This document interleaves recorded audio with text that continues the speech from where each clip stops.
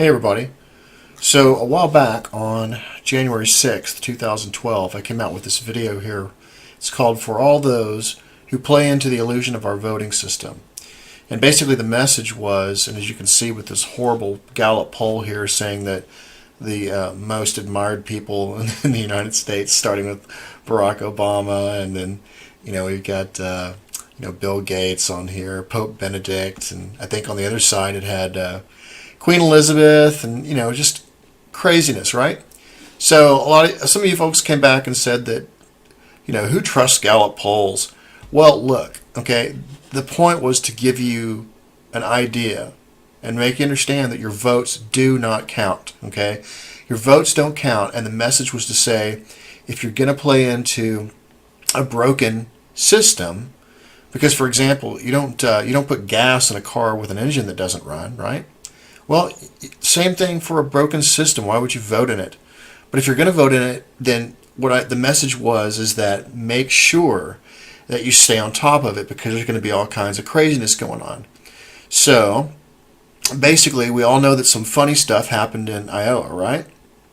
And thankfully, some people were on top of it. It appears they tried to give, I believe, Romney, they tried to give him 22 votes instead of 2 or something crazy like that. I can't remember the specifics, but there's already stuff going on. And so if you could imagine the subtleties of how they could just keep doing that kind of thing over and over again. Well, I'm going to show you something here tonight that's pretty scary, and then I'm going to back it up with some stuff that I think looks a little bit corrupt, and because I did a little bit of digging myself. So listen to what she has to say first. Vote fraud may happen with an open system that we can see, but then we can see it, or it may happen with a concealed system we can't see that's controlled by a corporation. But what we have to have is a structure so that we can see what's going on, because if we can see it, that will ultimately help prevent vote fraud or catch it or expose it. So what's going on now, it's unbelievably dangerous to the whole democratic structure. In fact, it removes the democratic structure. What we have is already we have one company which is in charge of results reporting for it. I wrote in my article over 525 United States jurisdictions this fall. It's actually going to be over 900 jurisdictions in 26 states. Instead of, you'll go to your county website and you'll look at that and it'll say, oh, here's the results. Well, not really. In over 900 counties, when you go to your county website, you're actually looking at a redirected site out of Tampa, Florida. And so all the results for 26 states and 900 locations are actually going to Tampa, Florida before they're reported. And then we add to that. That firm that reports the results is then purchased by another firm out of Spain. And that firm out of Spain also produces the voting system. Now, there you get, and by the way, the type of voting that firm is, which is called SCYTL, SCYTL, the type of voting that it's promoting is the worst kind of voting. It's internet voting. And the reason it's the worst is because the public can't see who cast the votes into that internet system. Okay, so what I decided to do was, since it's a software system, and since I know a lot about software, I decided to do a little bit of digging.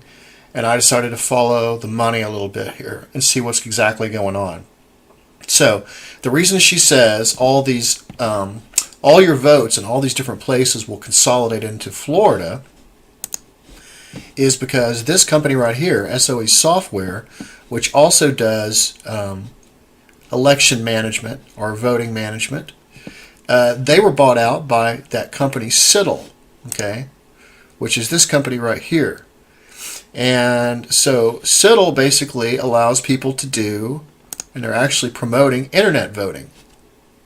And so what it says up here at the top here, it says electronic voting is regarded by many governments as the next natural step in the evolution of the electoral process because of the potential to increase voter turnout rates. But see, voter turnout rates doesn't matter if they're not accurate. And here's the reason why it's not transparent. It's not transparent because the only person that can manage the data is somebody that is familiar with knowing how to use a database.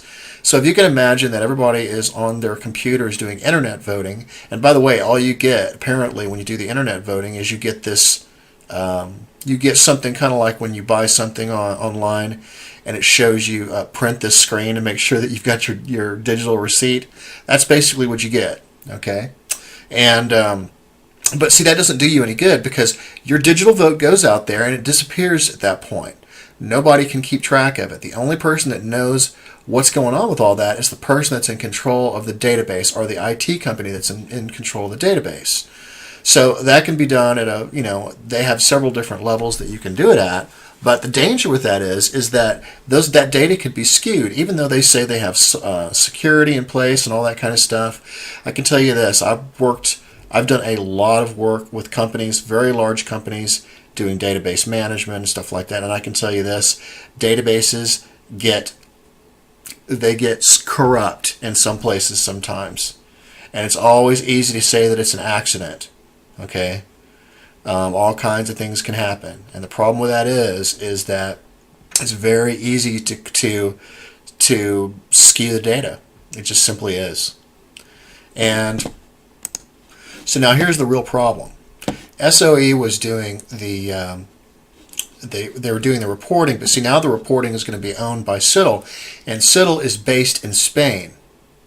Okay, so we have all of these jurisdictions. There was 525. I believe there's 900 now. All this data is going to be coming in, and SCYTL is going to be owning it, and they're based in Spain. Well, guess what? I decided to look up SCYTL, do a little bit of research on them. It turns out SCYTL has had one investor. The name of the investor is Balderton Capital Management, and guess where they're based out of? UK. All right. So in 2010, Balderton Capital Management, when I read about Balderton Capital Management, they typically invest in the millions to start with. So they've got a pretty good invested interest in this company for whatever reason in 2010. And so then I decided to go ahead and take a look at Balder Management and see what it consisted of. Here's our leaders at Balderton Capital. Okay. So I went through each one of these guys' profiles, and so check this out. Tim joined Balderton as a general partner in 2007. He was previously a partner of Goldman Sachs, where he spent 18 years at Goldman. Tim held various roles, including global head equity capital markets and vice chairman of Goldman Sachs International from 2005 to 2006. Is it starting to get a little bit corrupt sounding to you yet? So we've already got one partner here from Goldman Sachs that was a vice chairman of Goldman Sachs 2005 to 2006, and the only company that's invested in SCYTL, which is doing election management, is Balderton Capital, based out of the UK, and one of the partners is now with Goldman Sachs. Now let's take a look at this. Mark Evans. Prior to becoming general partner at Balderton in 2002, Mark was the CEO of a U.S. software company and entrepreneur in residence at Benchmark Capital in Menlo Park before his EIR experience. Mark spent 15 years at Goldman Sachs in Europe, Asia, and the U.S. Okay. Now, folks, there's only 10 partners here. Tim Bunting, which it says partner right here, he's actually a general partner. Okay. And then we've got Mark Evans. So these two guys right here, these are both Goldman guys. Now listen to this right here. Charlotte. The top of her stuff is not that interesting, but check this out. Before Massive, Charlotte Ann spent a year as a part of a task force established by Prime Minister Tony Blair to drive delivery of the government's key objectives. Okay. So now we have 3 of the 10 here that have invested in the election management system that's going to be doing the reporting from Spain based on the United States elections. Okay? So, I'm sorry, but this sounds extremely corrupt. We already know where Goldman Sachs' take is. We've got a previous experience at Tony Blair Task Force on Government Objectives. And by the way, if you take a look at these guys, SCYTL, if you take a look at them, where are they here? They're here's where I can start seeing a pattern develop, because when I take a look at this company, and you can think of an internet voting process, right? And so they're going to manage the U.S.'s voting.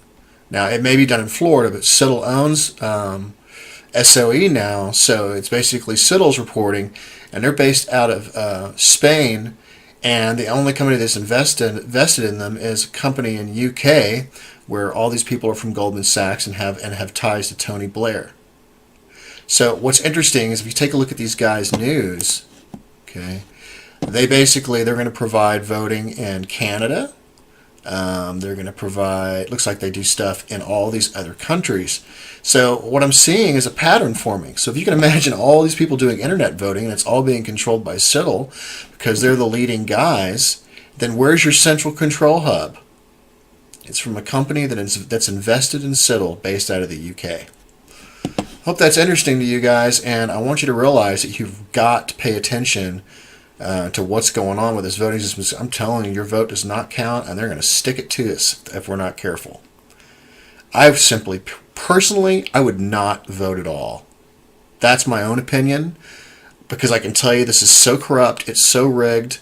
I mean, I've even got a 30-second video of one of the senators during the Food Safety Act, when it was voted on, who left his mic on down on the floor and basically said the whole system was rigged.